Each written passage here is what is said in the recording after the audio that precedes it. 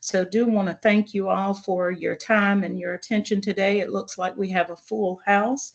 You are joining our Financial Value Transparency, FVT, and Gainful Employment, or GE, reporting webinar today. Do want to go ahead and let you know that the recording has already started. And without further ado, just a couple of housekeeping reminders to please mute your phones, your audio if you're not speaking. Do want you all to know that this is a interactive session. So if you have questions, want you to come unmute yourselves, ask your questions, or put them in the chat. We will be monitoring the chat and making sure that your questions are answered accordingly. If there is any AI equipment that is working, we ask that you please disable that. The system office prohibits use of any artificial intelligence usage. So again, without further ado, we have some experts on the line today. We're going to start off with Ms. Lisa Kortoff, the Director of Financial Aid at GTCC. She's going to share some helpful information about gainful employment and FVT, followed by System Office experts, Mr. Brian McCullough and Ms. Andrea Simpson. I am going on mute now, so Lisa, take it away. All right, well, good morning, everyone. If you are like me, after the pain of what happened in January and February when we had our original deadline, and then it was extended because we all prayed really, really hard for that, and it did happen. I kind of put this out of my mind for a few months. I mean, other things took precedence. So I had to go in and dust off my information and kind of refresh myself. And so I'm going to do the same, hopefully for you all this morning too. I think you won't necessarily hear too much that's new, but just really kind of a refresher to kind of get us all back into the same place about this reporting requirement. Let's see. So we're going to talk about these two things, which are obviously interrelated, but are actually two separate things that we need to discuss. So again, this information is as good as today, so this can change. You know how things do, so be aware of that. All right, FVT and GE. So one thing to realize is that not all of your students are going to be considered as for part of the reporting that's happening. There are several exclusions, and I've listed all of the student and the program exclusions here. I'm going to highlight a few that I think are really notable. One is, we're not going to count students who pass away or students who've had their loans discharged. But probably more interesting is students enrolled full-time in any other eligible program at the same institution or another institution during the calendar year in which earnings are measured. So if you have a student who withdraws or maybe switches to another program and is going to be full-time, they are going to be excluded and only counted as enrolled in the new program and not the one they withdrew from. We're going to exclude people who are who complete a higher level undergraduate program at the institution. So if you have a student who, for example, withdraws from a certificate or even completes a certificate, but then goes on and is working on a higher level associate degree, we won't count the certificate. So that doesn't get counted. And also institutions that do not have at least 30 completers in any substantially similar program. So, same zip code basically over the preceding 4 years. If you don't have at least 30 in that category, then those won't be counted as completers when they're doing their measurements for that program. So financial value transparency, they are gathering a lot of data from us, and they're using that to, and not only us, but also from the IRS, because that's where they're going to get the earnings information. Once they have that completers list nailed down and they know who they're going to pull the data on. It's going to be two things they're going to measure. That's debt to earnings and an earnings premium. And we'll discuss what that's going to look like. But you may be required to disclose this information to prospective students, and the department is planning to disclose this information via a website. It does, with financial value transparency, unlike gainful employment reporting, it's going to look at all your programs that are financial aid eligible. So, two categories. One is GE programs. So that's going to be anything that's financial aid eligible and is a certificate or diploma, basically. And then the eligible non-GE programs, which is the Department of Education's kind of heavy-handed way of describing anything else, basically, at your school. So it'd be your associate degrees when measuring that. Okay, this part of the regulations, no matter how it turns out, it does not impact the eligibility of your eligible non-GE programs. Again, your associate degrees. So it's not going to impact that at all. They're going to use these debt to earning rates to compare the amount of debt that graduates incur in your program versus their discretionary and annual earnings. And that's where they're going to get that information from the IRS and calculate their annual and their discretionary earnings to figure out two rates. One is based on the annual earnings, and then one based on that discretionary income. And again, we'll talk in a moment about that, what those passing rates will be to have your program be in good standing with the department. So your draft completers list is going to be the students that will be measured with the IRS. So that's why it was so important for us to review that draft completers list and make sure it was accurate, because those are the students that the feds are going to pull for their earnings. Also, that EP measure, the earnings premium, that's where they're going to compare information about students who graduate out of your program and whether they out-earn a high school diploma person. So if someone has that same job in your community but only has a high school diploma, the expectation by the department is that the students with the certificate or diploma would have higher earnings because of their education. And where it's not, that's where we can have issues. And, there's actually some new development in this area that I'll talk about in a moment. Here's the periods of time that they're looking at. As you can see, these are like ancient history for us at this point. There's really not much you can do about the data from those years. They are done. They are completed. Those students have moved on with their lives. But that's what they're going to be measuring from. And again, I mentioned earlier that they are going to have a website supposedly sometime in 2026 where the data on all schools will be published and anyone can look at and see what your data looks like. So the loan debt, now keep in mind, this is loan debt, not just federal loans, but also private loans. So if you're a school that's not in the federal loan program anymore, they're still going to look at your alternative loans or your private loan debt that students take on at your school to pay for their education. So it's going to be capped in this calculation at the total amount that the student borrowed or the total amount that they needed for their direct costs. Okay, you can see the calculation here talks about taking the amount of their tuition fees, books and supplies, and equipment, and subtracting out any other scholarships. Then the assumption is that the remainder of their cost, if the student has a loan of some sort, would be what they're going to use as the student's required loan debt to pay for the balance of what they owe the college. So it's not like the entire amount that the student borrows. If a student is at your school borrowing $10,500 as a second-year student, it's not going to count all of that. It's going to count the portion that was actually used to pay for direct costs, which is often a much less figure here in North Carolina. So that's actually good news for us. This is the part that's new in the One Big Beautiful Bill that was passed recently and signed by the president. There's a new accountability measure that looks an awful lot like financial value transparency, at least what we know so far. But this one, unlike the financial value transparency, you can lose your ability to offer loans in programs that don't meet their minimum requirements. And so you can see the part where it talks about it compares the median earnings of completers 4 years after the program completion against people with high school diplomas or GEDs. And with the expectation that, again, you would be earning more because of earning those certificates or diplomas with your college. And where they do not, and where there is, if they fail that low earnings outcome measure, you could possibly lose your ability to offer loans for that program of study, not all of your loans for all programs, but just the ones that fail the measure. If it comes out that the measure is 2 out of 3 years, does not meet the requirement. But we don't have any published information yet from the Department of Education that gives us any details how this is going to be implemented.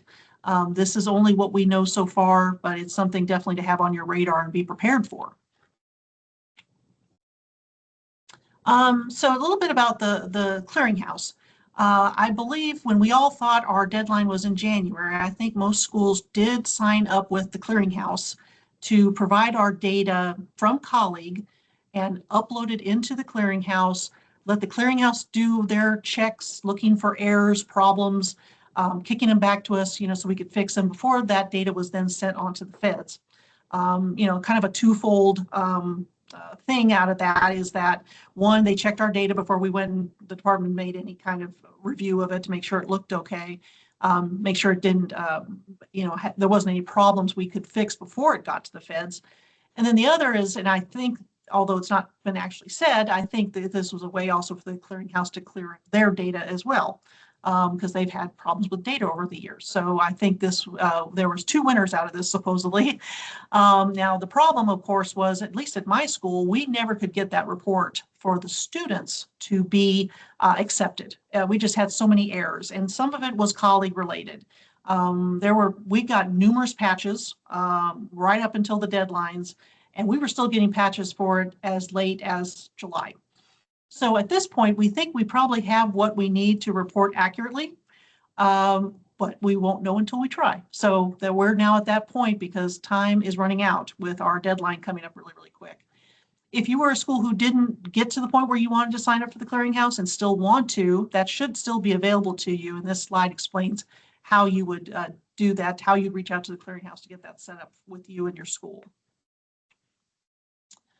Okay, so this is the measurements I talked about earlier with those DE, the debt to earnings ratio, and how you may fail. And you can see here, it's going to measure 2 out of 3 consecutive award years for which they're calculated.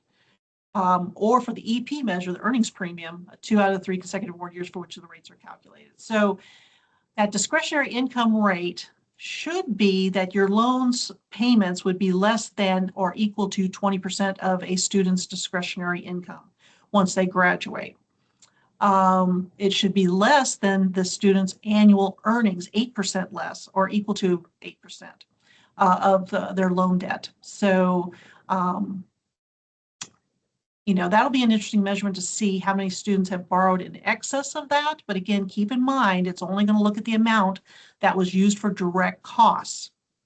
Because of that, I'm thinking we're probably going to be fine, but that's a lot of guessing on my part since I don't know what the department's going to be looking at and how they're going to calculate this.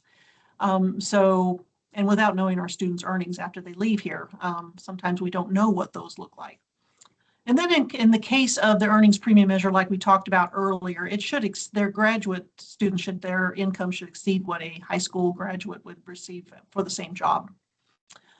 They have said there is going to be an appeal process, but only if there was a miscalculation of rates. There won't be a case to say, hey, it was COVID, that was a problem that year, or, whatever. Yeah, whatever reason we might have that there might be a problem for that year, unless it was just miscalculated, then you could possibly appeal. But they haven't even described what that process looks like yet.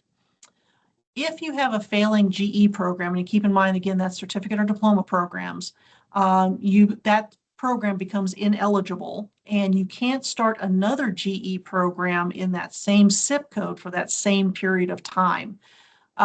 So, it's pretty severe. So hopefully that won't happen. When we reported gainful employment data, 10, 11 years ago, the first time, very few schools lost any eligibility, and most of them that did were for-profit institutions and not community colleges. So fingers crossed.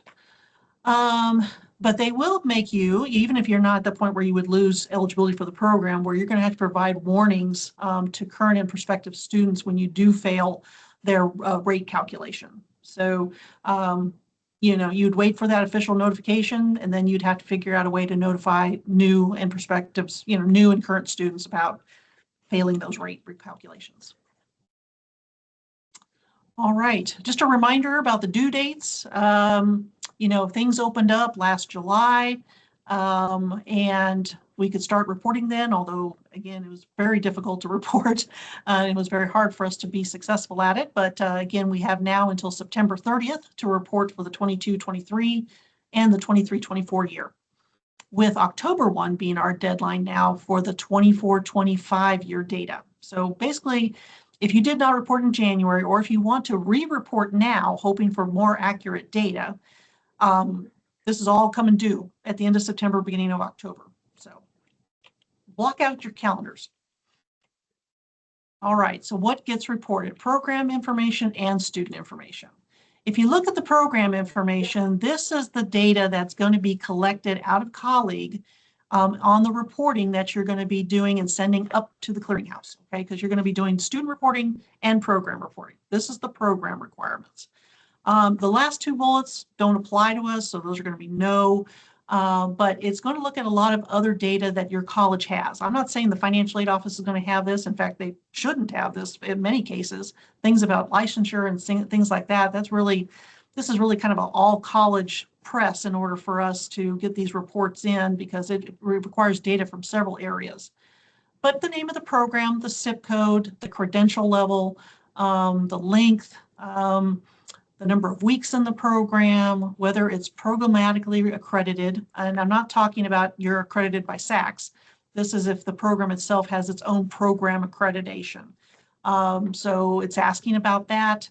It asks whether or not about this metropolitan statistical area in which the institution's main campus is located does or does not prepare a student for licensure. So, this might be an issue maybe for those schools maybe that are close to the border, maybe of Virginia or South Carolina, maybe, or Tennessee, where they might come and take, and I'm just making an example, your nursing program. And if they pass the nursing exam here in North Carolina, does it also count for Tennessee, for example? I don't know the answer to that, but that's why you have other people on your campus who can help you answer those questions. The number of students who are enrolled in the program, the number of graduates who took the exam, what their exam scores were. And like I said, the last two really are not for us. They're for bachelor degree programs and graduate programs. So that's the program information that's going to be generated out of colleague and uploaded to the clearinghouse. Let's see. One other thing I'll mention, most of us at this point should have already determined whether or not we were going to do standard or transitional reporting. Transitional is the short version. That's the one where we're just reporting the last 2 years, the 22-23 and the 23-24. If you chose not to do transitional, then you're opening yourself up for standard, which is the last 6 years of data. I don't know that I've talked to many schools who chose to do that, and I actually have some trouble trying to figure out why you'd want to do that. I think the only reason you might want to do that would be maybe if you wanted to look at a larger period of success, perhaps, of your students completing your program. But you'd have to be really knowledgeable of your data to know whether or not that was a better idea or not. So, all right.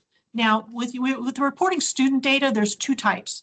There is data that you're going to report for students who were currently enrolled throughout the academic year, not including summer. So they didn't graduate or withdraw. And then that's the other bucket, will be the students who were enrolled during that award year and either graduated or withdrew from a program, not counting the exclusions, of course, that don't get counted. But for students who are currently enrolled, again, it's a different bucket of data that they're asking for, and I've got it all listed here, but this is the information that's going to be generated out of colleague to be sent to the clearinghouse. So you can see the kind of data that it's requiring there. Read the whole list to you, but here's the other one. This is the student-specific data for students who withdrew or completed, and you can see it's really a different list of data that's being provided to the clearinghouse. So this information, like I say, will be generated by colleague, and that is where we're going to be going next now, is to our BSAs with the system office to talk about how we get that data successfully and accurately out of colleague. So Brian and Andrea, I'm going to turn things over to you.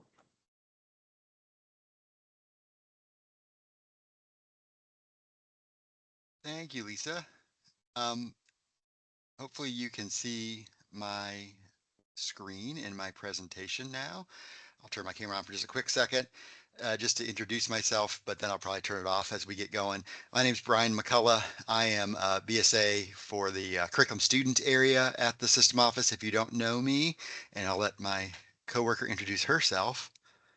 I'm Andrea Simpson. I'm the BSA for Financial Aid. And we're going to talk today about this, as Lisa mentioned, this process that Lucian built at a colleague to do this kind of reporting, which existed before, as Lisa mentioned, back when, however long ago it was, when this was done in the past. There was a process at a colleague to do this. Of course, they had to revamp it now because the new rules had different requirements. And so that took a lot of patches to not only get it to work in the new way, but then also to fix the issues, some of those issues that Lisa mentioned. I'm going to give two disclaimers, though, for myself, and Andrea might have some as well. The first one is this, what we're about to show you at a colleague, is what I'm going to say is theoretically, this is what would work. And the reason I say theoretically is because I can't really test it. We don't, the system office isn't a college. We don't have any data other than a little bit of test data here and there. We can't really go back and we don't get reports from the clearinghouse like you all would that you're getting through this process. We can't really truly see what the problems are. So we just have to rely on you all as you do this process, if you're using this. And then also just what we hear from Lucian as other colleges and universities that use this across the country have issues or report things that go wrong or aren't working correctly. So that's one disclaimer I'll mention.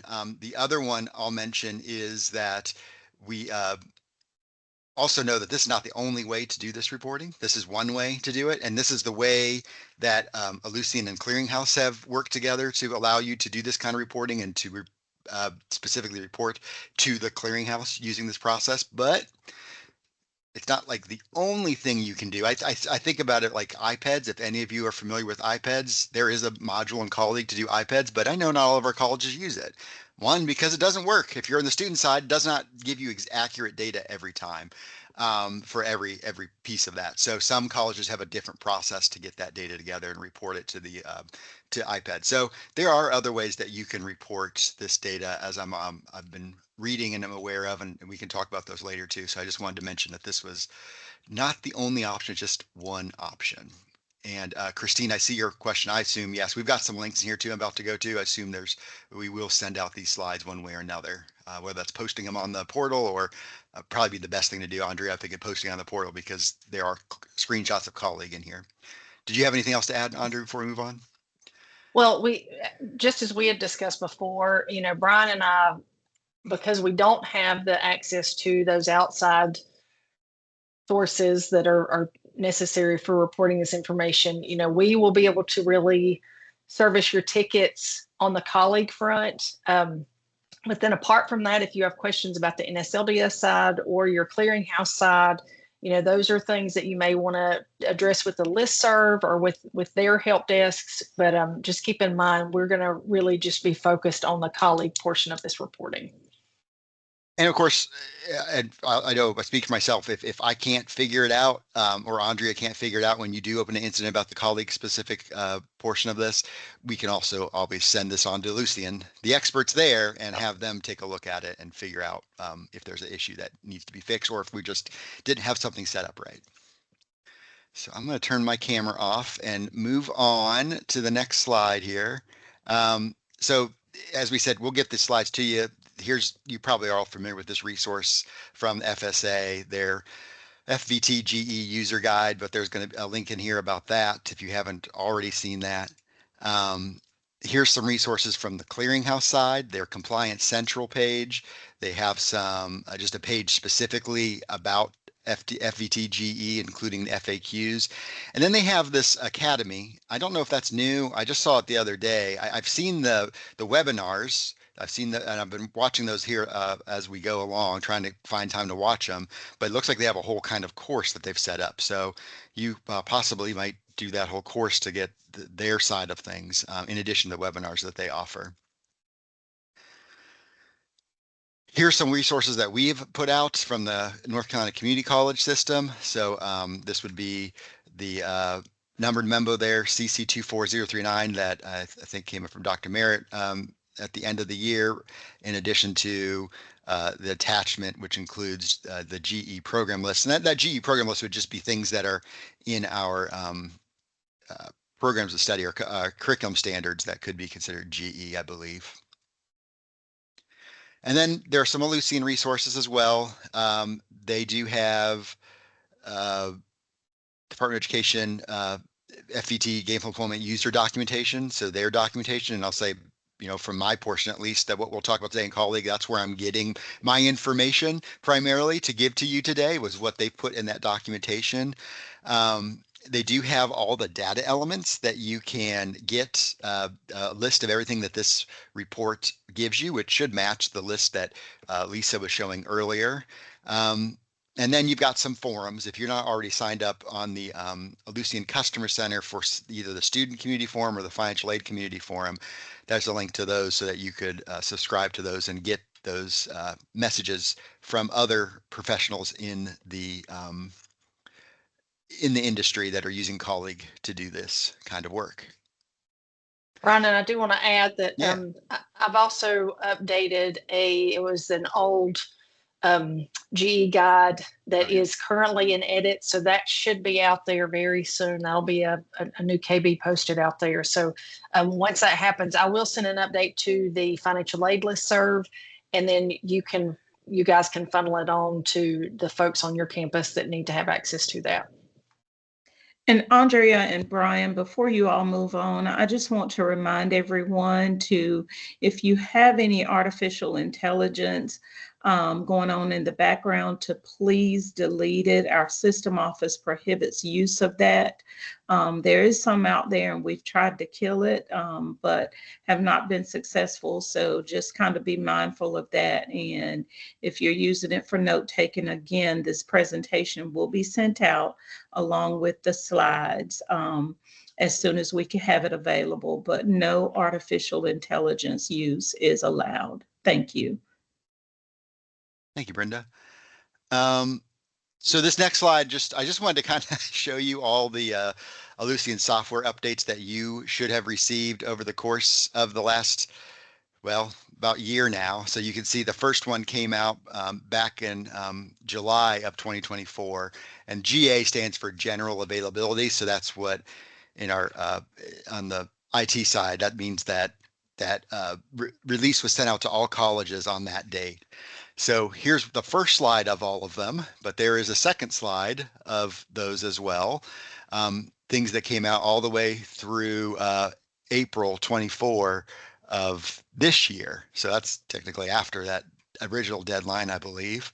And then most recently, we've had these get sent out, or will be sent out soon. So this first one, supposedly, according to Ellucian, fixed all the remaining defects that had been discovered in this first round. And that went out to all colleges on July 17th. And then there's finally, even as I think Elisa mentioned this too, another one that is targeted from Ellucian to be sent to their clients on August 14th. That means we'd still have to package it up and get it beta tested and then sent out to the colleges after that. But it's scheduled right now to be delivered to colleges on August 14th. The only defects / enhancements that supposedly are left would be that first one, which is actually going to be fixed in that August 14th release I just mentioned, although that's really just a documentation clarification, not necessarily something to do with the actual software, as I understand it. There's this defect, but second here, 20106, although that has to do with institutional debt for students graduating as UG, or what we call curriculum, and then starting GR, which would be a graduate program at most of the universities or colleges that use Colleague. So this probably doesn't really impact us as a defect. It's interesting, this one, withdrawal date does not match NSC, is considered a product enhancement. I don't know why that's not considered a defect, but they have distinguished that a product enhancement according to what Ellucian has decided this one should be. But that's it. So again, like Andre, I said, the hope is that, and even Lisa mentioned this too, the hope is that this would work properly when you were to run this process and upload this to the clearinghouse, unlike when this was done at the last deadline at the beginning of the year. So let's get into some of the setup. Also, you'll notice I'm going to talk a lot. I mentioned this to Andrea, and I think I wanted to mention that because I'm not a financial aid expert. I consider myself an honorary member of financial aid, but I work on the student side. And I think that's just speaks to how this is not just a financial aid thing at your colleges. This is really something that everybody at the college potentially has to participate in some part of this reporting. So definitely you need assistance from the registrar or some people that are experts in the student area, program area, possibly IR, IE would need to assist with this and certain things. So it's not an IT as well. So it's not just a financial aid thing. But the first table that is delivered that you would need to update in order to make sure that the coding is correct in your clearinghouse report that gets uploaded is this ge.res.statuses translation table, and that's done on FLTT. Our residency statuses are codes that we give to students, which you see on RGPE usually, or you see it on some other areas of colleague as well, are in and out. However, the reporting that needs to be done to the clearinghouse, those codes have to be translated to IS or OS. So this just sets that up so that you can do that reporting accurately. I think I got a question from Michelle. So Brian, isn't the reporting trying to determine if the student is paying out of state or in-state tuition, not whether they are a resident or not? Correct. So this is So assuming that that is correct, accurate. So how does that handle with student types? It doesn't work with student types.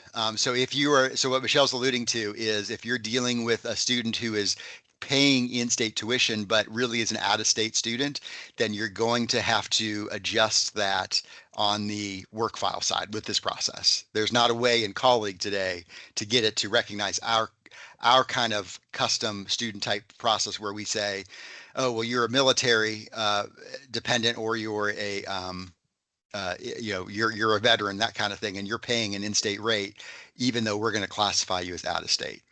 And so we'll look at some of those work file kind of options where you can make those kinds of updates. This is probably already set up from the first time you did GE reporting, but there is a acad.program.types field on the program side, and you would need a GE gainful employment program type to be able to identify that GE program on a prog. Whoever's running this out of colleague would need to be sure that they have access to any of the privacy access options that you assign to students. So here's just two examples that typically I've seen colleges use, the D or the E. So if you know that your college is using any privacy codes on your students, whether the Ds or any ones that you've added, if you need to report that student's data, they have to have access to those students through this SVM, Staff Volunteers Members form, in order to do that reporting. If they don't have access to all the different privacy codes that you use as students, then they won't be able to do the reporting through this process. So here's an example of the prog screen. One of the things that needs to be included, which it should be based on the way we do our programs of study here in North Carolina, is the national ID or the SIP code. That's coming down from the curriculum standard as you get programs approved. So that should already be entered. And then, of course, the type, though, that we talked about before, gainful employment, if it is a gainful employment program, would need to be added if it's not already there in that type field on PROG. Here's some information about something that you all are probably familiar with, but detailed down from APRS into each catalog or prog from each catalog, and you get to a screen called APRS, and that's just the same thing. It's information about the program, but specific to each catalog year. And there does have to be a program designation of DOE on these programs in order for this process to pick this up in the reporting. So that does have to be there, which it has to be there anyway for other processes we do. I usually say on the student side that registrars and curriculum managers do not populate that information. Instead, you let your financial aid office do that through TFPD, and I can let Andrea talk about that if she would like. Yes, so one thing I always recommend, once your catalogs are available, I would sit and go through all of your programs within your catalog and make sure that you are flagging all of them as eligible on TFPP. As any of you know that have used this form, it does not give you an output. It doesn't give you a report, but you can drill in, just as you see here with this program. If you have any field that's showing as blank on the right-hand side next to the catalog year, that lets you know it hasn't been populated. You do want to flip that flag at the year level rather than in the center where it says new Title IV, because what that will do, if you do it in the center, it's going to change it for every catalog year. And let's say you had a year that maybe a certificate or a diploma didn't meet the criteria to be eligible, it would change that eligibility listing there in your on TFPD. So you do want to make sure that you're flipping that on the right-hand side of that form.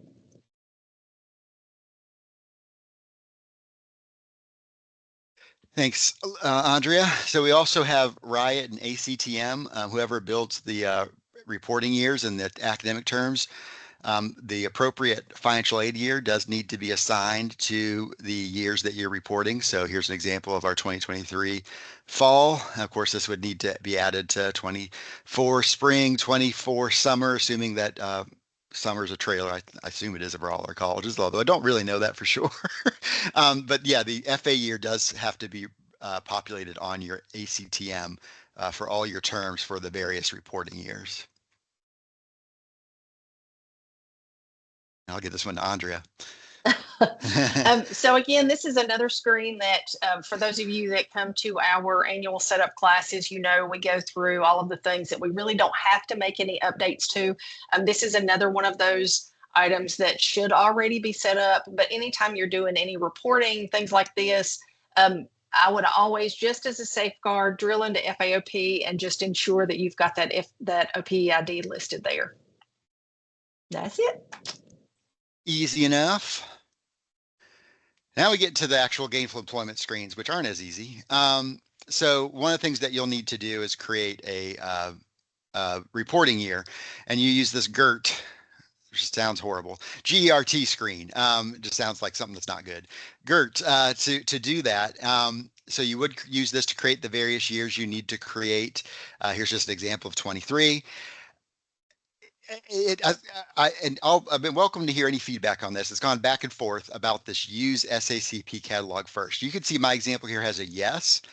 And that's what makes sense to me. If you read the help documentation, that you would just allow colleague, as it's pulling student information, to use whatever their latest catalog year is in the report, versus trying to add the Apple catalogs or application catalogs to a year to cover all the students in that GE award year that might exist. So that would be my recommendation, but I'm of course welcome to anybody if they have any feedback about that. They say, no, we tried that and it didn't work, or if you have other reasons why you think that the Apple catalog is the better route to go. But as far as I can tell so far, it would make the most sense, I think, for our community colleges to use the SACP catalog first rather than trying to add in your catalogs.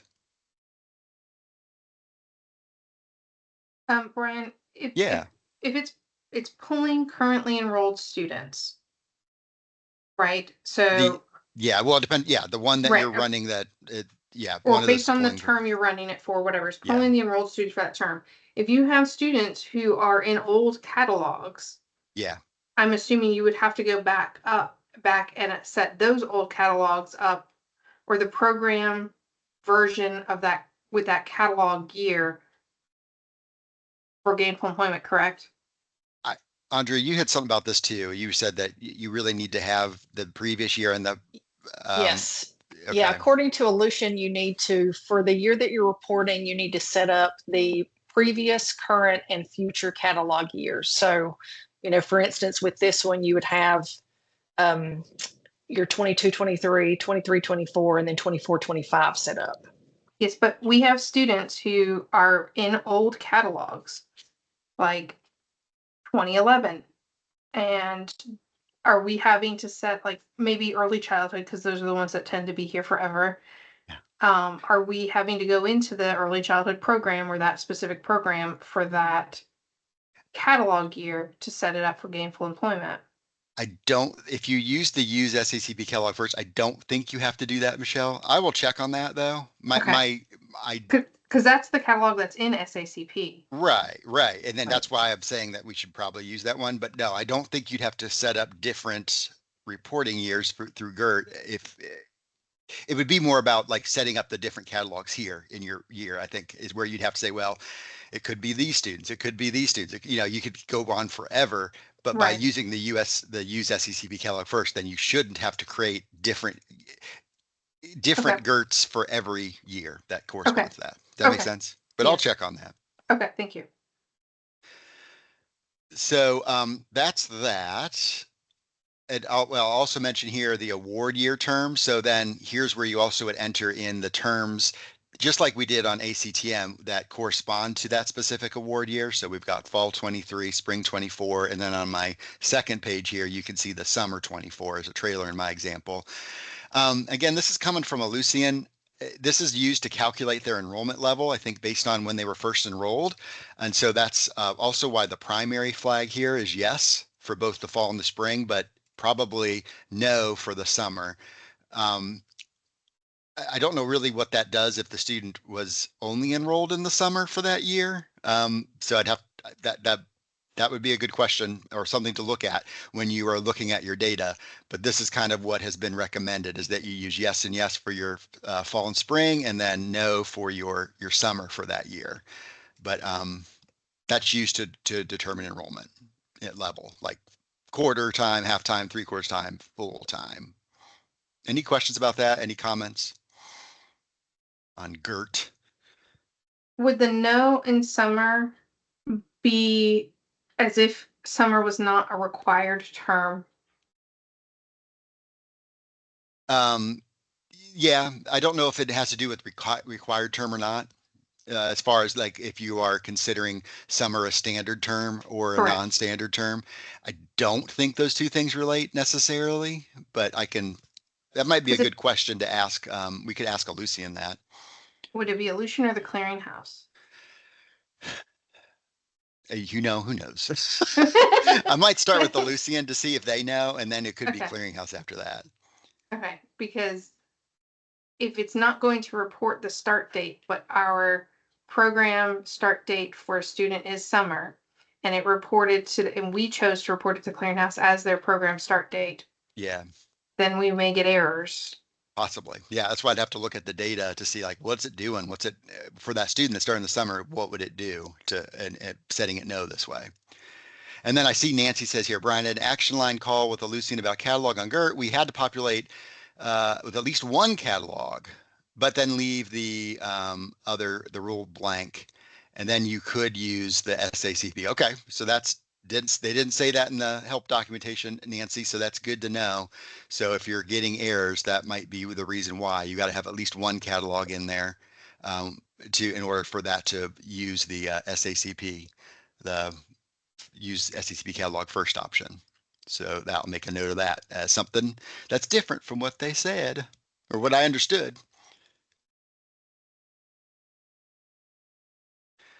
I'll give this one to Andrea. So on GEPI, this is where you're going to be setting up your cost at the program level. So as many of you know, you have an option to let the reporting derive the actual costs based on the student expenditures. But we always want to point out, and we had a good discussion about this the other day. So if you let it default to the student level expenditures, let's say you have some students that have some extremely high bookstore charges, that may really skew your results. So it is worthwhile to go in and set up those programmatic costs here. It can be cumbersome to do all of this at the program level on the front end. So one option that you can do is actually anything that's a generic, if they all have standard information, you can go in and run them through batch in GEBP here. fill in all of the fields that you can set across the board, do that in batch, and then drill back in at the program level and make updates. So for instance, for licensure, you could always flip everything to no, and then go back in at GPI and only update those that really do have a license requirement. So, those are just some options that we always want to throw out there, because, we know this is kind of a learning process for many of us. And so, anything that you can utilize to streamline that process is going to make it a little bit better. So maybe doing, like I said, everything that you can in batch, and then drill back in at the program level and make those updates. And so, yeah, so that's the GBPs, that form that lets you make those updates in batch to individual programs on GEPI. I also wanted to mention this is the bottom portion of GEPI. And so this is where, for Lisa's talking about, you can record whether a program's programmatically accredited or not, and what that programmatic accreditor name would be. So not just your regional accreditation like SACS, but any programmatic accreditation.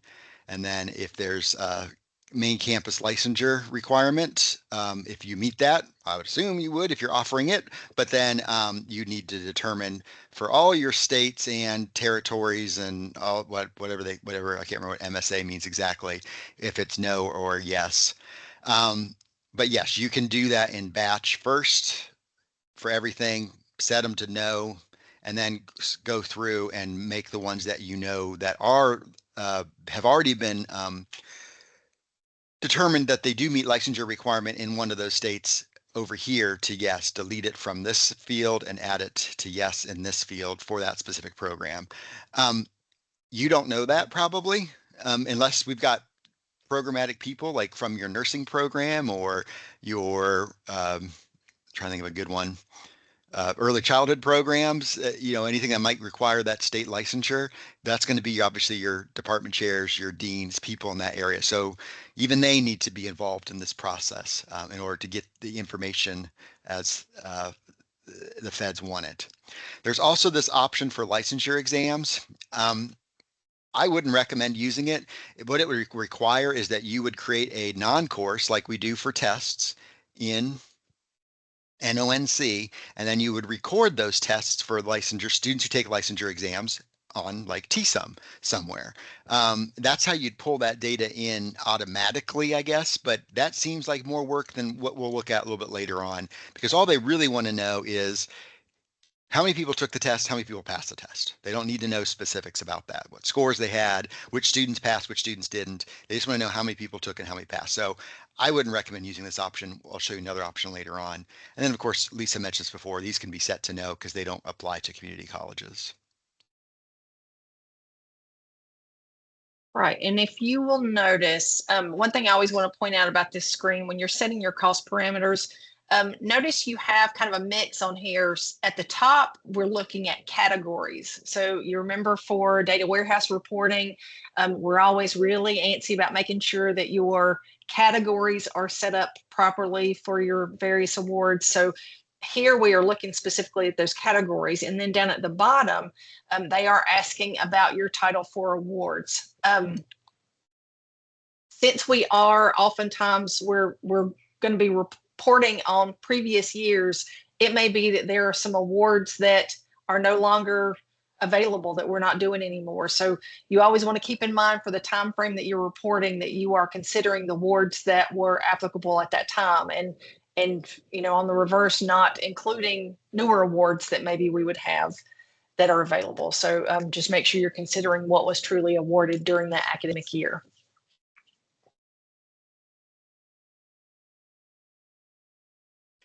Here's some setup for student side of things, GEEP, some parameter screens. So you've got your institution at the top. You've got your credit types, which for us are institutional credit types that would be considered enrolled. We've got your program types, gainful employment, CTP, which we probably don't have. We didn't talk about prison ed program types. I know some of you have prison ed programs. I'm sure that you want to set to no as far as not being needed to be included, but we don't really have a prison ed program type. So right now that would have to either be created or you'd have to do that kind of notation on the work file side, but we could talk about that later if we wanted to, as far as needing maybe a standardized prison ed program type. You've got your active enrolled statuses, your dropped enrolled statuses, use graduation processor. Let's set that to yes, because we do in our system use UACF to graduate students. That's what that means. Your name of your institution, the residency type source, although Michelle mentioned it earlier, it doesn't always mean what it means, but for what we most of the time it is the R, meaning that it's either in or out, is what the students would pay in residency. And then your degree types, your credential level, and your Title IV weeks. I have told folks to set that exactly how you might have it set on SITS, which is another setup form, parameter form that's used for the clearinghouse enrollment reporting when that is done every month. So I'd set that exactly the same for your associate's degree, your certificates, and your diplomas so that it matches. And then the last one is your student load rules. Here's an example of a rule that you could use. It's very simple. Oh, well, we go to the next screen here. It's very simple and generic. It just says if their level is curriculum, then they pass the rule. And then if they pass the rule, they would use this criteria, 12, 9, and 6. And the reason I've set that up that way is because if you don't have it, then it uses what is set on ACLV, academic levels, instead of 12, 9, and 6. But ACLV only has, what do you call it? 2 levels, full-time, half-time. It doesn't have that 3/4 hour limit. So this lets you still, which is what you're doing when you're reporting clearinghouse, at least you should be recording that 3 credit hour limit. This lets you keep that the same when you're doing this report. And then the second screenshot here just shows you different active, enrolled, and drop statuses that you might include. And then, of course, the diploma type in the second line of these screens.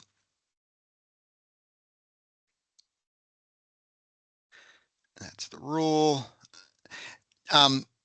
That's the setup.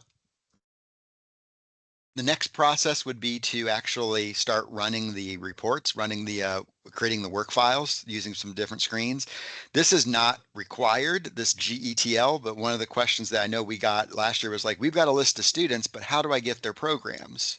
Because you'll see later on that when we do this process to get the Gainful Point work file to generate, it wants a save list of student.programs IDs. The student.programs ID is the student's ID, the asterisk, and then their program ID. So if we want to get a list of those IDs specifically, what you can do is you can do it through Informer, you can do it through SLCR, save list creation, or you could consider using this GETL process, which would get you the student.programs ID using a save list of students if you wanted that output save list to include their whole student program ID. Just an option, not something you have to do. You could get those student programs IDs other ways than this.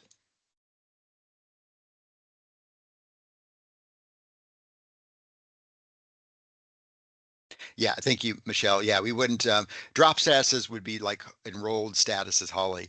So a W or a D, not an X or a C or an NP. We wouldn't include those as true drop statuses because those students never really even started those classes. So again, this is the process to create the work file.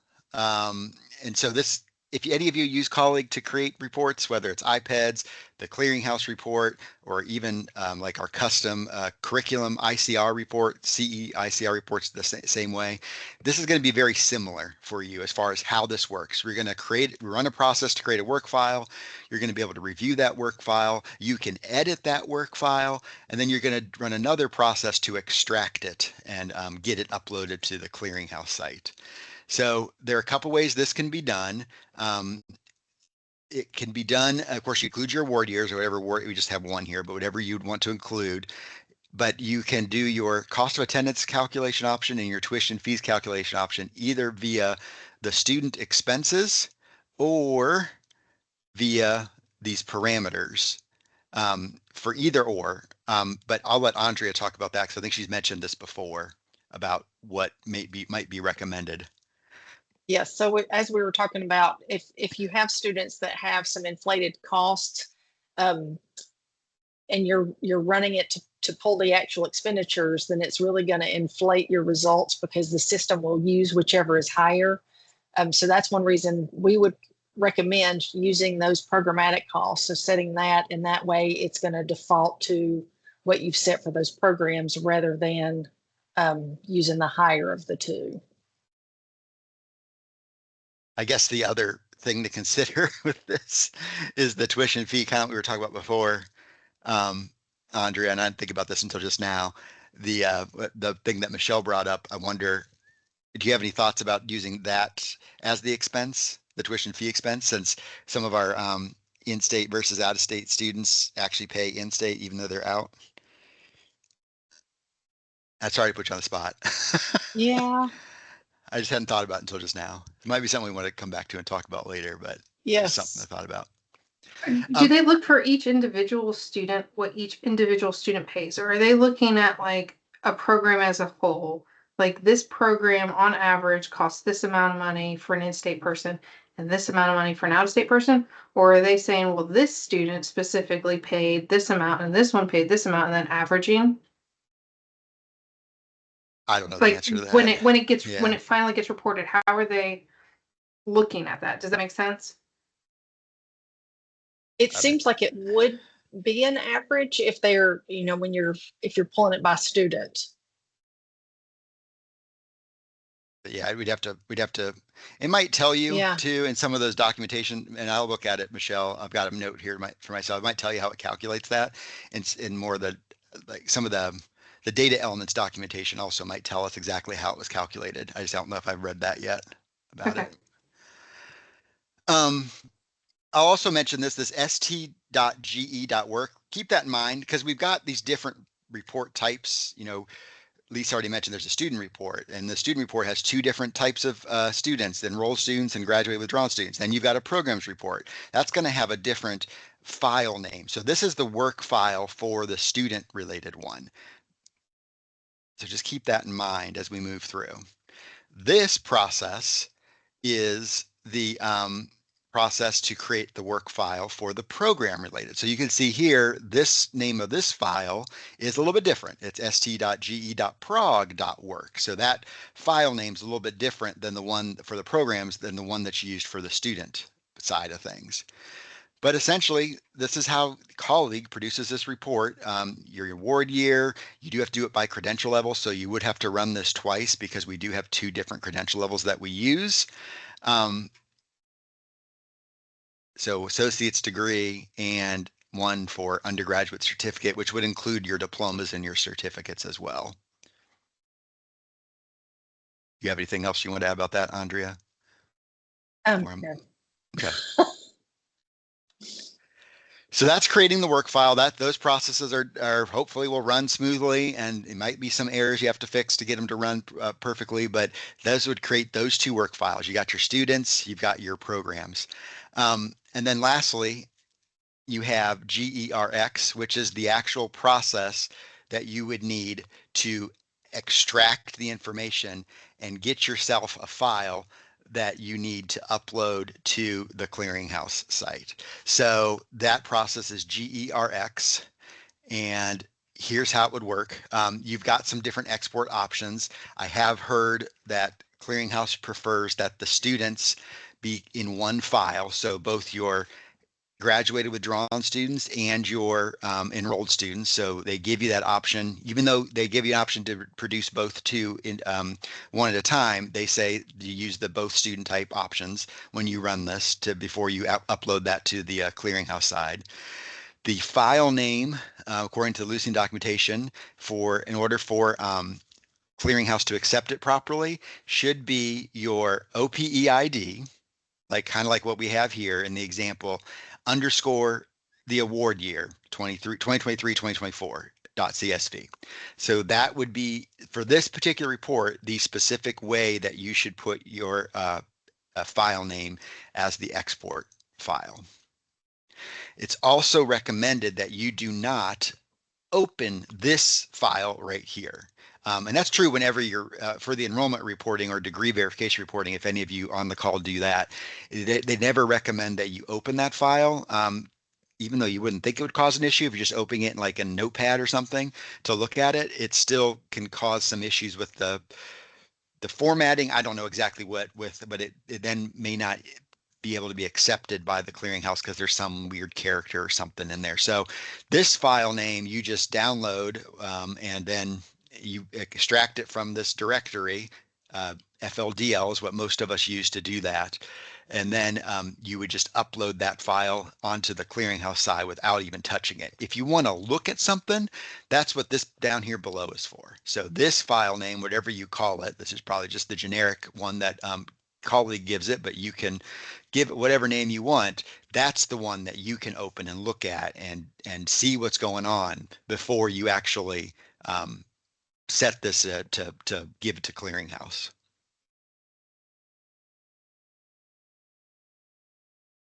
And then you've got your program type. So that would be a separate one that you'd have to run, a different program file. So that's a export option of P. It doesn't really matter what the file name is for that one, according to Lucian. Still wouldn't open it. But you could see, again, in the CSV information down here, whatever you call this one in this third from the bottom box, you can open that one up and look at it, just not the one that you're going to upload to the clearinghouse.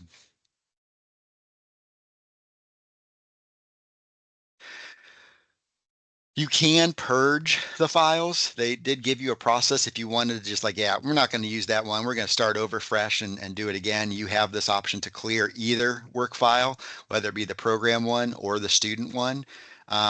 So that's an option. According to Lucian, when you redo GEPG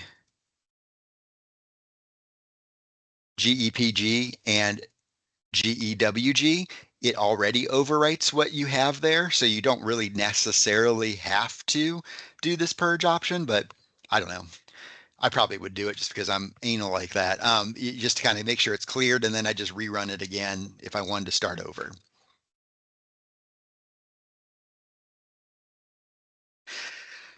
But like I said, you're going to get an option for you can review it. And we've already mentioned some things like, well, you might just have to make some of those changes on the work file side. Like we were talking about this residency status here. Is it really in state, or is it showing out of state, but they really paid in-state tuition like our military folks? So you do have access to two screens, GEWM, and then a detail at the bottom to GEFM, where you can pull up a student that's been pulled in the report and make adjustments accordingly based on what's in this report. So that can be something that you do as you're going through. If you're not able to get colleague to give you the appropriate data, but you know what the data should be because you know enough about what should be reported and what is accurate and what's not, you can make adjustments directly to the work file using these two screens. And this is for the student side of things. And so if you have some situations where the costs do need to be updated at the student level, if there's, something funky with it, you do have the option to drill in here. Keep in mind that in this maintenance screen, you can't change the program. You can only change the data around it. So that's one thing to keep in mind. You can update everything else, but you can't update the program. So you could do some figures at the individual level here. And so again, this is that st.ge.work. So that's that work file for the student side of things. But there is a way, if you needed to, and which I think we would do this, at least for one case, to update the information about the programs. And that's that, again, st.ge.prog.work file, and that's done through GEPW. So if you pull up a program and you needed to adjust something on the report in the work file, then you could do that here. So that's where I would put my grads taking licensure exam versus total grads passing licensure exam. I said I'd come back to this later on. Rather than trying to do that and put all that information in colleague, I would probably just go to the work file for those programs that have that criteria for each of those programs and then put that down information directly into the work file. I would not try to use the non-course thing and enter all their test scores and set up what's passing, what's not passing. That just seems to be a lot of extra work when all you have to do is just go here and put in these two fields. That's all that's required for reporting. But this is basically everything it's pulling in about the program.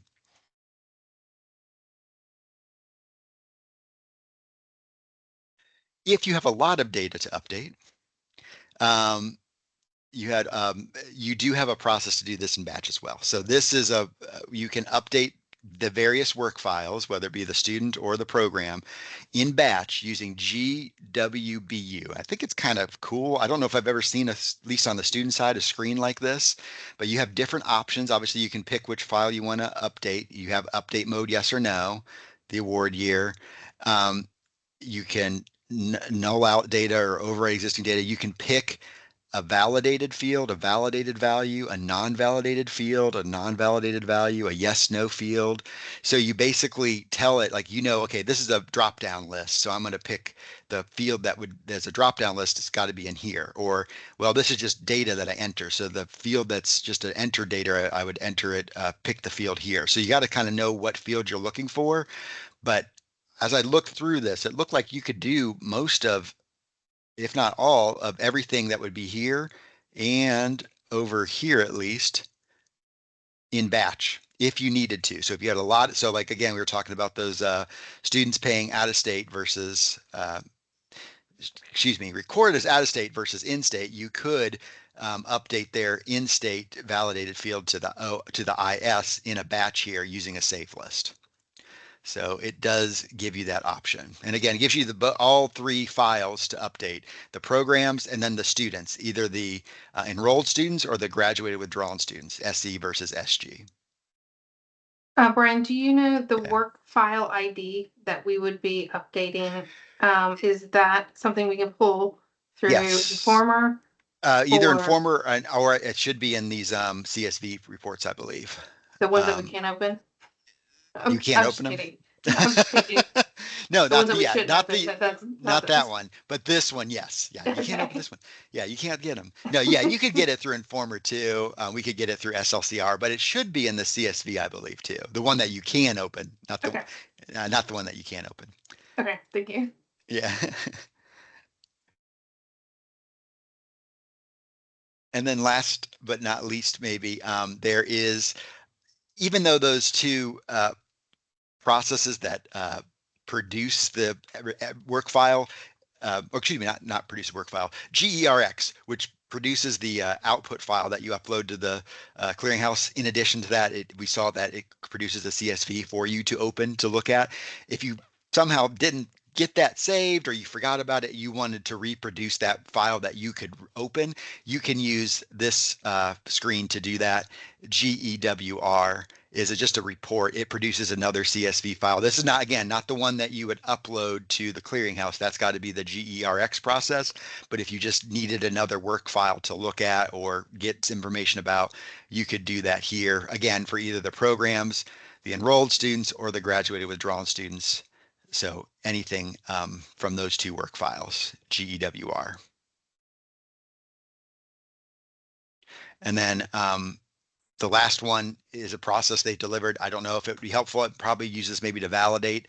If you needed to validate against what it's getting you, is this GPER. This creates a CSV report of students actively enrolled in a given program as of 6/30. We could probably get that from some of our Informer reports too, but Lucian gave you this as an option if you wanted to use it. It's not necessary though, I don't think. Last question about a lot of these Yeah. updates things. Are they similar to SITC in that the correction will be made for the report only? Yes. But no, Yep. okay. Yep, exactly. Good distinction there, Michelle, that it's when you're doing updates to these work files directly, like we were talking about, whether it's through this batch process, GWBU, or directly on GEPW or GEWM or GEFM, that is making the change at the work file for the reporting. It's not doing anything to colleague. So if you see it's a mistake and it's just something that needs to be fixed in colleague, generally we would recommend that you, at least with a clearinghouse enrollment reporting, I would recommend, okay, go fix it in colleague, rerun the report. I don't know if that'd be necessary in this case. I'm assuming most of the time, if you have issues, it's hopefully just an issue with the reporting tool not getting you what you're looking for. So in that case, you'd just be updating the work file for the reporting. That is what we had, unless there's anything else, Andrea, that I didn't cover that you wanted to cover. Nope, I think you got it. And I see that, yes, there were some patches that came out. So thank you, Frederica. Again, all that list of things that I had. You want to, other than the newest one that Ellucian hasn't released yet, that Nancy mentioned, we'll have that updated documentation about that darn SACP flag and this application catalog year thing to explain that better. And yes, Joey, there is Yeah. a new FVT Gainful Employment document that will be posted on ServiceNow.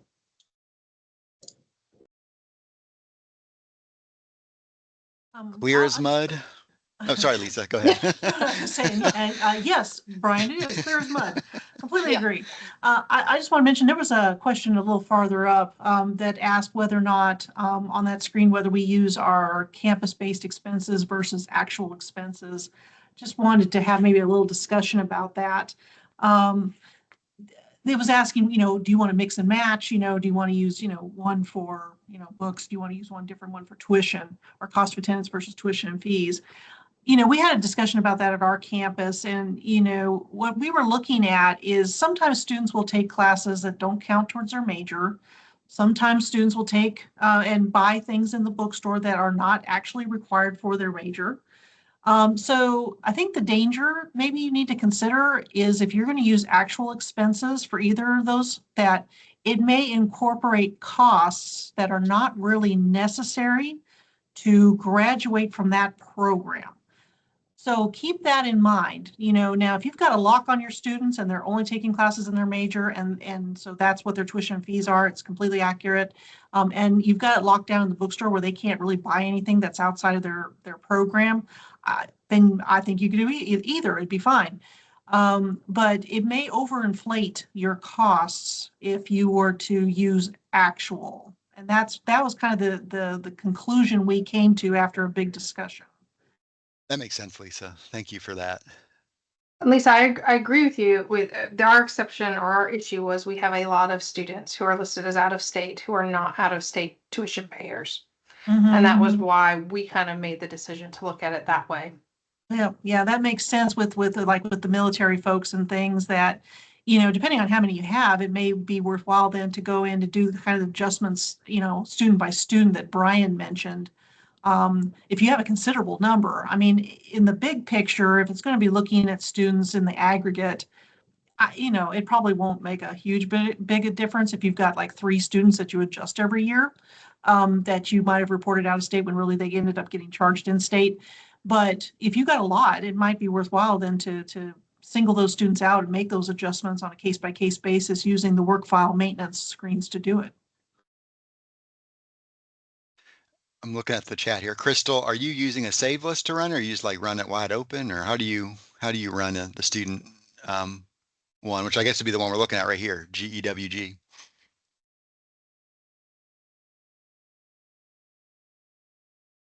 So you want to make sure it's the student.programs ID. Do you know that it's student.program? So it's be the student ID, full 7-digit student ID asterisk, excuse me, I never say that word right. And then the program ID after it. Is that what you're using? Do you know? If not, check that. That might be the issue why the save list is not working for you. And Brian, do you mind reading that question for people that may be on the phone? So Crystal Jones mentioned that it takes hours to run our student report. Is there a way to make it shorter that I may be overlooking? I mentioned using the save list process in here to select the students. So you're not looking at a huge number. I mean, still a lot, but not as many as it could be in the system. And she mentioned that they couldn't get the save list option to work. And so you've probably heard me say that's got to be a specific ID. It's got to be the student.programs ID as it's listed here. And that ID is the student colleague ID asterisk and then their program ID in order for this process to work using a save list.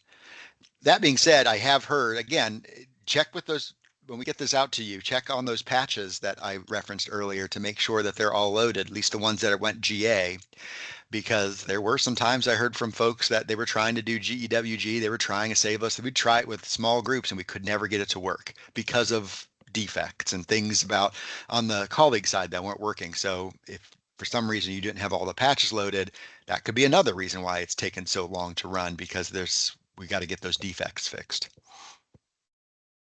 I wanted to mention Rose's question about how are you coming up with the tuition fees cost of attendance by program? Is that already something with a set way to calculate it? You know, when I was doing this back in January, I really thought that using actual made more sense, and because then I wouldn't have to try to figure it out by program. But then I didn't realize about what I was just talking about a little bit ago, was that it would maybe overinflate some figures. So what we're doing at our campus is that, and I'm really fortunate. We have a really good institutional research staff and other folks on the instructional side that are helping. They are gathering that data now to say what each of their programs are, what their costs are to graduate from that program. Like if it's nursing, that we're, if it's I don't even remember off the top of my head, but if it's a 68 credit hour program, times 76 credit hours for in-state, plus whatever the standard fees are each semester, plus any fees that are normally charged to students in those programs. And then we're asking the departments for help with figuring out, and our bookstore, of course, as well, on figuring out then what those costs would be just for the required items for that program to graduate. So it's an undertaking. That's why we were talking earlier too about, really this is an all campus effort. You really have to get a lot of folks involved because it just involves a lot of data that I think some people end up assuming that it's all in the financial aid office because it's financial aid related, but really it's financial aid related because that's how the Department of Education makes us do things, is they threaten to take your financial aid away if you don't turn in this report. But a lot of it, as you've gone through these screens, you'll see a lot of it is not financial aid related. It's your business office. It's, costs. It's the programs. It's, licensure exams, all those things that are not something that your financial aid officer may know. It's just a joke. It was always financial aid's fault. Oh, I know, right? We're the dark So bad. side. Yeah. No, Lisa's right. It's because that's the carrot that they have, and we know we couldn't operate as a college without having federal aid for our students and state aid. Oh, Look, Brian, you have set off the I chat. know. I knew I was going to do that. I'm going to do this with a bunch of financial aid experts on here, but and my friend Brian DeYoung, I used to say that to him all the time. No, it's critical that I agree with Lisa that we get other people involved in this, as we've seen, as we've talked through this data. It's not just a financial aid thing, just like most things aren't. It's not just a financial aid thing. I've always considered return to Title IV the cost of attrition. It's not a financial aid thing. It's not retaining students.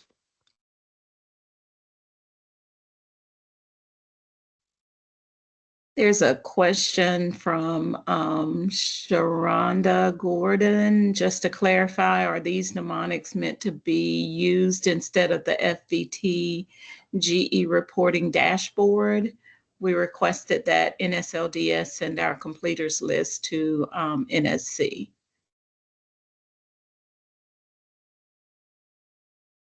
I don't know if I can answer that well. I know, like I said at the beginning, there are other ways to get this data to whether it's clearinghouse or directly to NSLDS and bypassing clearinghouse altogether.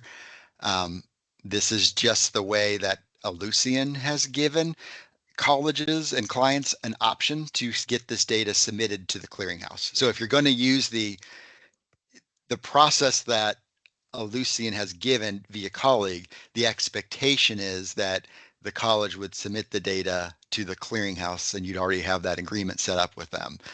However, I mean, if I was at a college and I needed to, I could potentially use some of those CSV files that colleague gives me. I could potentially use some of the data that I get from other things to get something to someone, particularly NSLDS, if I needed to. I don't know if that answers your question, Sharonda. There's no requirement to use this. It's just an option.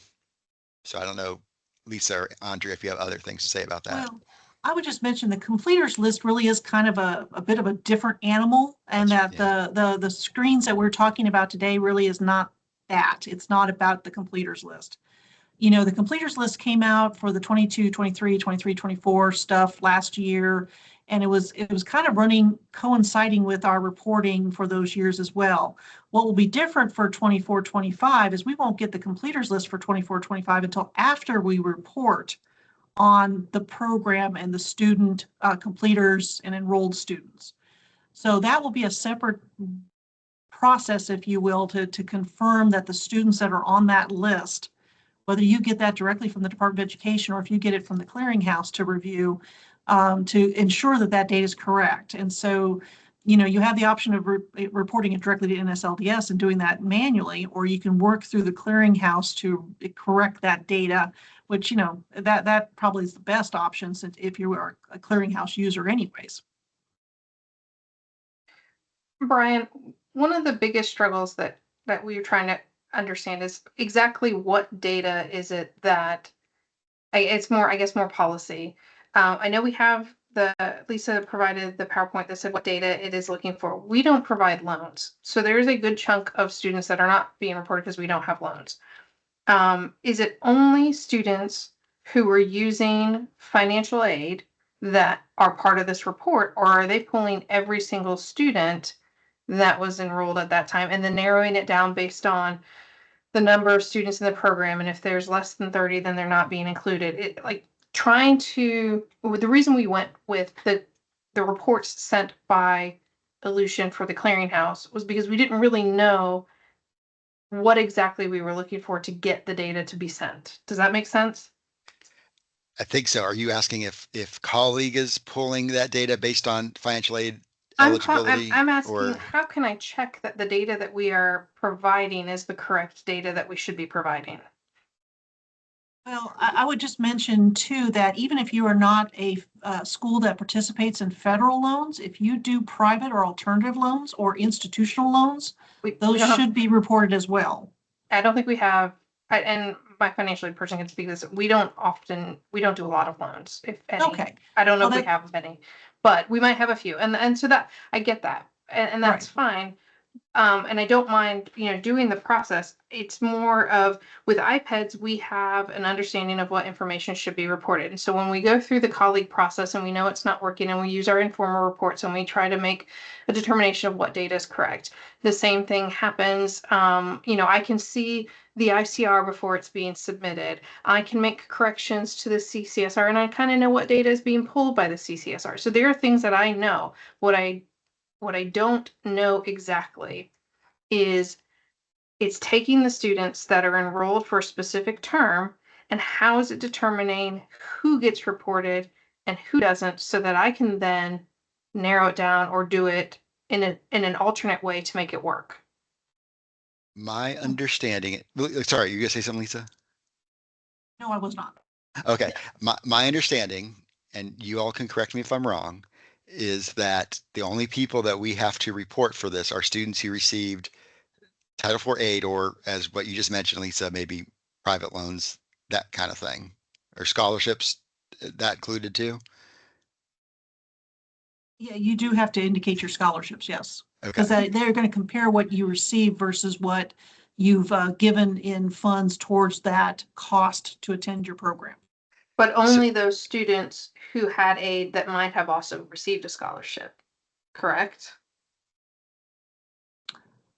I'm gonna go back and see if I can find the actual wording about it. I don't want to say it Yeah. wrong. So let me. No, and that's fine. I guess that's why it's just confusing to know who's supposed to go. So I get a report that comes out of all of these wonderful screens that Aleutian made, but I don't know how to verify that it's accurate. yeah, I can verify the data on it is accurate, but I can't verify if I'm missing someone. yeah, I would say if you want to have like a validation process, that you would compare it against like maybe an informer for those same years, like who also got Title IV, who also got aid of some sort that way. And then that's how I would do my comparison. And that's what I would expect that colleague's producing for you. But I could be wrong. I could be wrong about that. Or I could be wrong about my interpretation of what's required too. But my expectation would be that if I pulled students that had gotten aid and I compared it against what this is pulling for that same year, that those would match together. But lots So of that people I have think different opinions. a lot of the errors we had when we reported it last year were students who did not receive aid. And Gotcha. it was a difference of data. There were a lot of issues with, because of how we handle things or how we do things in North Carolina Community College, and programs and students able to start in Associate of Arts, graduate from Associate of Arts, and then go into Associate of Science, which has the same zip code, generating a multitude of errors at the clearinghouse. So trying to, I guess, make sure we have what needs to actually be sent, and not have to deal with errors that are irrelevant because the student doesn't receive aid. Yeah, no, I get, yeah, there'd just be ones, I would only want to be reporting students who receive aid. Andrea, Lisa, do you disagree, or am I saying that, am I being too generic in saying that? I'm still researching my answer. Okay. Gotcha. I don't think so, but I'm with Lisa. I'll have to do some reading on that.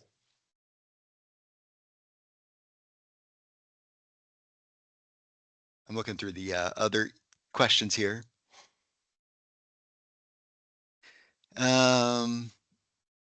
Crystal says, when we submit a student program to Clearinghouse, it keeps getting rejected. Has anyone had Clearinghouse accept their file? That would be able to give some suggestions on something I should look for. So I guess my question is, Crystal, have you submitted your students yet? Or did you just do the programs? And maybe the other questions down here. You have done students, Crystal. Okay.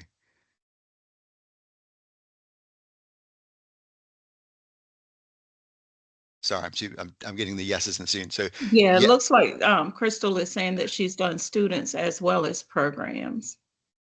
And Crystal, feel free to unmute if I'm incorrect in my statement. No, you're right. It's just we run the student file, and my problem is it takes hours. So you've given me a suggestion about the save list, because we couldn't get the save list to work no matter what. To save my soul, we couldn't get it to work. So you gave me suggestions on that. So, but when we do upload it, because once we let it run for like 6 hours, we do upload it, it gets rejected, and we can't figure out why it's getting rejected. So I was hoping somebody have some ideas, but it seems like a lot of people were not able to submit it. So we're manually putting our report into the clearinghouse report manually. And is that what anybody else is doing? Because we're just taking numbers and moving them over. When we did it last time in January, we had a lot of rejected reports, and a lot of it was because of the CSV and extra zeros and stuff that we couldn't see. They were hidden things in the spreadsheet, so it wasn't uploading because it wasn't acknowledging something. And supposedly the new patches were supposed to fix that. We haven't done it since, so I don't know. Yeah, we've been trying to do it for the last couple of weeks. So you said like this person just said we can upload to NSLDS, fix it there. So we can skip Clearinghouse and go to NSLDS and fix it? What I heard from the Clearinghouse people once in one of their webinars was, yes, you can do that, but you have to let them know. Like if they, if you've signed the agreement with them to do the data for you, that if you decide to go through NSLDS, that you have to let the Clearinghouse folks know. Okay. Okay. Well, that answers my question, because I just felt like we were spinning our wheels, putting it in manually. And I'm like, is somebody else out there doing it too? Because it's like somebody could help me. But it looks like several other people are doing it. So at least I know I'm on the right path with other people. But I would say it goes for everybody, because it's, you know, you're running out of time. You do what's best for you. I'm not trying to, you're not the testers for a Lucian. You don't have to be. But if you really want this process to work for you because you feel like it's a better process, and you're doing the things that we've already talked about, using this file name, using this specific file to upload, you've got all the patches loaded that we referenced before, and you're still not getting it to work, to open an incident for us, and we will send it off to Lucian and say, hey, they're still having problems, so that they can work with Clearinghouse on their side and with their partnership to see what might be going wrong. Because Michelle's right. That was an issue before that Lucian had to fix. So there could be another issue that we don't know about yet. But that's up to you all. I'm not saying you have to do that, because again, it's up to you how you get your data where it needs to go. Crystal, when we did it, we did everything manual. We downloaded the reports from the clearinghouse. It's a pain in the butt, and we took hours, days, weeks. I was panicking because I didn't think I was going to finish the initial report in January. But yeah, AVTech did it manually. And I tried submitting the reports after I made all the manual adjustments, and the clearinghouse still rejected them. Well, that's good. Like I said, that's good to know that the other people are running in kind of the same thing, because I feel like I'm just, keep going and going and going nowhere. But if other people are putting it in manually, then as I'm putting it in manually, I don't feel like I'm wasting my time. So that kind of helps me out a lot there. So I really appreciate it, because we're at the point I got the report from Clearinghouse and I have our report. So I'm just looking for the students on our report that Clearinghouse wants and putting them together. And I hope that's what they want, and then submitting it back to them. But that's the stage I'm at now.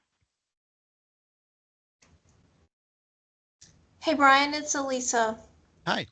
Hi. We're having the same problem that Samantha Benson posted about. We had we didn't use the colleague delivered for the first go round, but we're not through yet because we accidentally uploaded the spreadsheet to Clearinghouse with students that didn't use aid.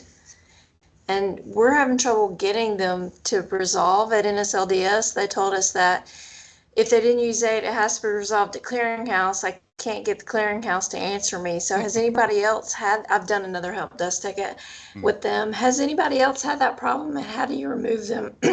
I'm trying desperately not to have to abandon the whole report and start completely over at NSC. Anyone else have that same issue Elisa had?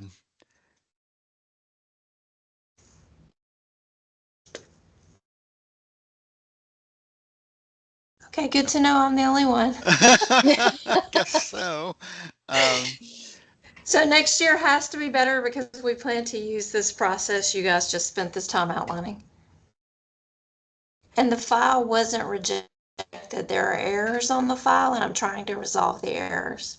But the errors are coming from NSLDS, and they're saying you have to go through Clearinghouse to resolve. Yes. Is that right, Elisa? I'm sort of stuck in a loop.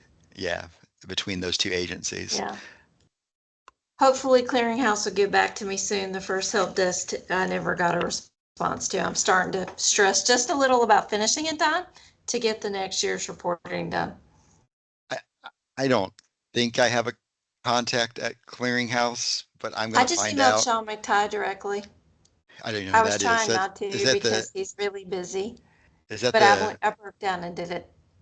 Is he like the regional rep for you all now? He's the person that is over this process at the Clearinghouse. Oh yeah, that's right. Yes. Yeah, he's been doing all that training you referred to. Yes. Yeah, I forgot that's his name was. I see his face though.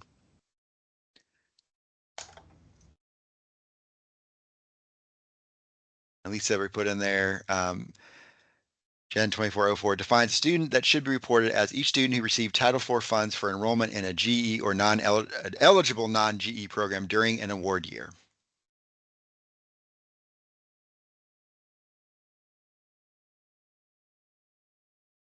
Back to my statement before, Michelle, about who's supposed to be reported. So, Alyssa, was your question about how to remove those folks? Yes. Can anybody speak to that? What process you're going through to take those folks out? Elisa, I don't have like the best process, but when I pulled the completers list from NSC, because I tried to do that first, I pulled the completers list and then I basically just compared it to a report that I pulled from Informer of students with Title IV aid. I identified everyone that did not have Title IV aid. And then you can just on the completers list in NSC, it's just like a little checkbox And so it was pretty time consuming to go through and update. But I mean, I had probably 4,400 students that I had to review. And I think it took me a couple of days, but I excluded all the non-Title IV eligible students first and then worked all the other issues. So Yeah, I'm my- not sure if that helps you. It does help me. One of my mistakes that we accidentally included all of the CCP students that didn't use A, but who are completers. And so I think that's most of what my problems are. At NSLDS, they were all turned out to be high school students that didn't use A, but also completed. Yeah, and I would probably just go back to that completers list and just check all the ones that are not Title IV eligible. And that's probably what's going to help update the NSLDS side. Okay, thank you.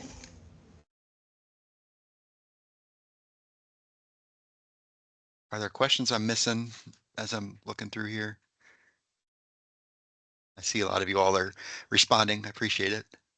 Brian, is there anyone that is willing to show how they directly upload to NSLDS or discuss that process, or are we only going to see the process as it is through the Ellucian system?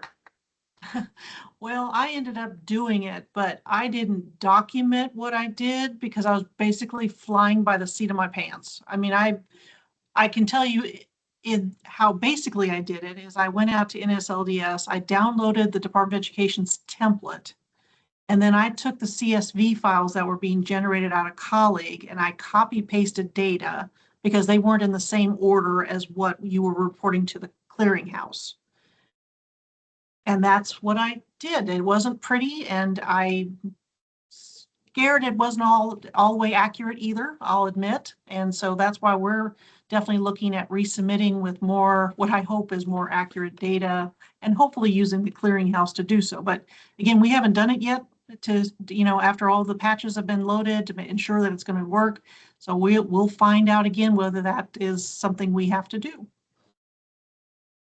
I think the challenge on my side of things, I've never had access to NSLDS, nor did I ever want it, as end up being on the student side. So I mean, I thought those little tokens were cool for a while, but now we all have them on our phones, basically, right? The authenticator apps. But anyway, yeah. So I had access to the clearinghouse, so I could see it from a college because I was at a college. I don't have access to the clearinghouse now, so.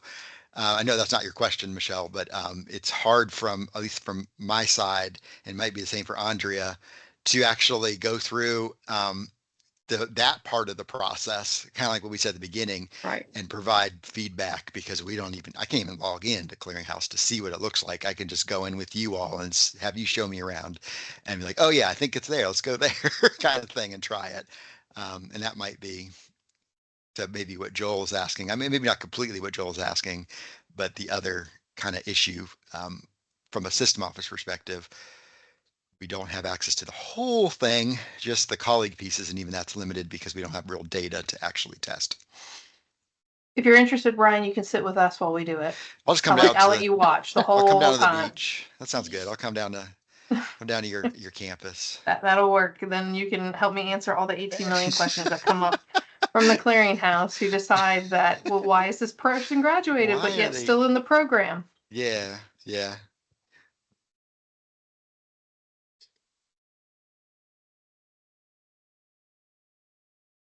Do you know if the clearinghouse is supposed to weed through our data and only report certain things, or are they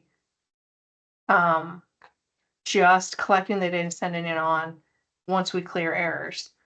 I haven't finished all their webinars, but I would assume, and I might have heard this too at some point, that they are validating what you provide to them through this colleague process against what they already have.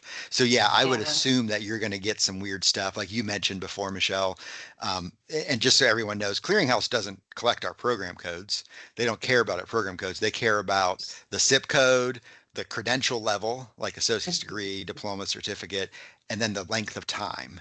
So those can be duplicates, and that causes a whole nother issue with the enrollment reporting side, and I assume with this reporting side too, because we consider them like two different certificates because they're different program codes, but they consider them one kind of thing. So yeah, there could be some weird stuff that goes on when you submit through the clearinghouse that they spit back to you, just like they do for enrollment reporting, saying, hey, this doesn't really make sense. Can you validate this or fix it or tell us what's going on, based on them doing a comparison on their side before they submit it to NSLDS.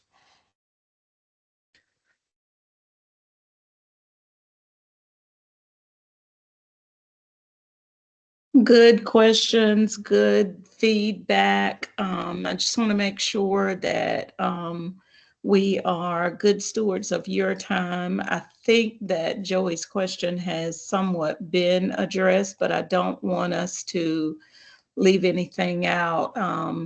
Joey Trogdon is saying, I know this may be impossible, but feel compelled to ask, do you all think it would be feasible to set up a web-based training, much like financial aid set up, to help us work through the process and answer questions along the way? Andrea, Brian, Lisa, any other volunteers, Michelle? Well, I mean, from my perspective, that's something I'd have to take back to the team and maybe discuss. Brenda, I can't say that that could be done right now. I don't get to make that decision. And hey, I'm retiring at the end of the month, so no. So Lisa's Yeah, out. me too. No, I'm not Well, retiring. Joey, I put it out there for you. Yeah. I mean, again, we can help on the colleague front. We just can't, because we don't have access to NSLDS or NSC. We're very limited as to what support we can offer on those two pieces. So that's the part where it takes a village, because we are only limited to what we can see on the colleague end. I got you. Yeah. I think, can you hear me? Yes. Okay. Yes. Yeah, I was just going to see if we can do that just to help us walk through the steps, because I'll be the first one to admit that last year I was pretty defeated by this whole process, and it has been something that has humbled me. It's the best way I can put it. So if there's any way we could just, like, I don't know how you would even set it up really, but just something where you walk through the steps, like, all right, you run this, and then you do this, and you do Gettle, and then and then we're working through any errors we received, and y'all could like help us fix that kind of stuff along the way. I think that would be helpful. But yeah, that's all. And I know it may be impossible, and I know we're already in a time crunch. I don't want to put y'all under pressure, but if that's something y'all think you could do, we'd definitely be happy. We'd even welcome Brian to the FA team if he wants to. Even after what I said, Joey? Yeah. Man, we take all the help we get. No, Brian does not have time to be on a financial aid team. Hey, look who it is. Yes, I popped in right before Joey's trying to steal you. No, he does not. And I think that Lisa saying that she's retiring has just really set off a wave of comments. Lisa, can we convince you to stay a little longer? People are saying no. I'm saying no as well. I'm retiring at the end of August, so yeah, I'm going to miss you all, and it's been really, you guys are the hardest working, best group of people I have ever worked with in my life, and I appreciate you all so much. Thank you for doing the hard work that's needed in our community colleges and helping our students. So thank you. Okay, at this time, I'm going to go ahead and stop the recording. If there are any additional comments,